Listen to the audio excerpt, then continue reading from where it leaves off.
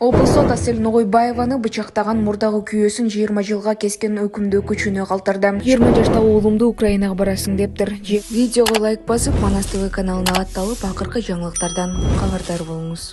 Чүй облустук соту мурдагы аялы Асель Ногойбаеваны бычактап кордогон Азамат Эстебесовду 20 жылга эркинен ажыраткан чечимди күчүнө калтырды. Бир эпизод боюнча ал күнөөлүү деп табылып, 50 000 сом айыпка жыгылды. Жалпы суммада ал мамлекетке 120 000 штраф төлөп бериши керек деп билдирди адвокат Индира Саудова. Буга чейин Сокулук райондук соту Азамат Эстебесовду 20 жылга тартиби катаал абакка кескен. Анткени менен жабыркаган аялдын туугандары соттон аны өмүр бою эркинен ажыратууну суранышкан.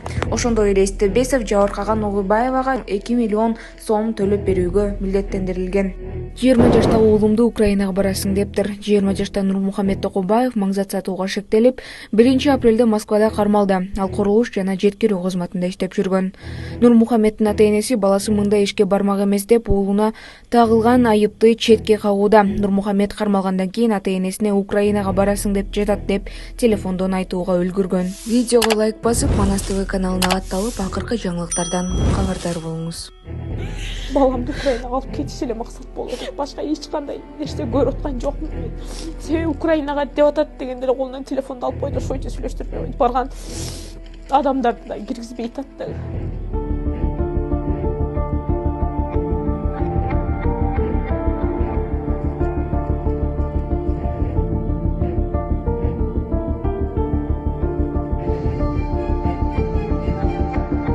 Экиси күнү кечиндеси кызым чалды атасына.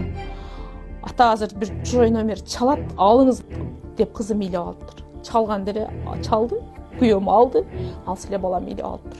Апа мен ата мен наркотик менен ушинтип кармалып калдым мен. Урматтуу Москвадагы мекендештер, сиздерге таза жана оригинал документтер керек болсо, сиздерге Абдуталип мырзаны сунуштайбыз. Алдыңыздарда турган бардык документтерди бат жана таза жасап берет. Регистрация 3 айга, 9 айга, продление 3 айга, 9 айга таза жана ишеничтүү базасына жооп берет.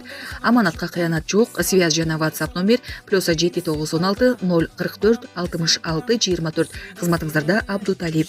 Ушул казак элине жөнөтүлгөн гум жардам 4 облусуна бөлүндү. 15 фурага жүктөлгөн 300 тонналык гум жардам алгач Актөбө облусуна жеткирилген. Ал жактан Костанай облусуна 3, Орал облусуна 4, Атырау облусуна 4 фура жөнөтүлүп, Актөбөнүн өзүнө 4 фура калтырылган. Казакстандын айрым аймактары азыр деле суу ташкынынын кесепети менен күрөшүүдө. Бейшиненин таманында тасмасы Россиянын ондогон шаарларында көрсөтүлөт. Маданият министрлиги билдиргендей, орус тилинде дубляждалган көркөм тасма прокатка 11 апрелде чыкмакчы. Фильмде акыл эси жаш баланыкындай болуп жаткан жигит менен улгайган апасынын жылуу мамилеси, айылдагы жашоосу, алардын Меккеге сапары көрсөтүлөт. Режиссер Руслан Акун тасмасы Кыргызстандын тышкары Өзбекстан, Тажикстан, Түркия, Египет жана Меккеде тарткан. Кино Кыргызстанда прокатка 21 мартта чыгып, рейтингге алгачкы фильмдердин катарына кошулган. Өзбекстанда да 11 апрелде көрсөтүлөрү айтылды. Өткөн айда чет жакта каза болгон 17 кыргызстандыктын сөөгү өлкөгө алып келинди. Тышкы иштер министрлиги март айында чет өлкөдө каза болгон 17 кыргызстандыктын сөөгү өлкөдө алып келингенин билдирди. Ошондой эле Австрия, Венгрия, Казакстан, Кытай, Өзбекстан, Орусия, Сауд Арабия, Украина, Улуу Британия жана Туркияда турмуштук оор кырдаалга кабылган 31 киши мекемеге кайтарылды.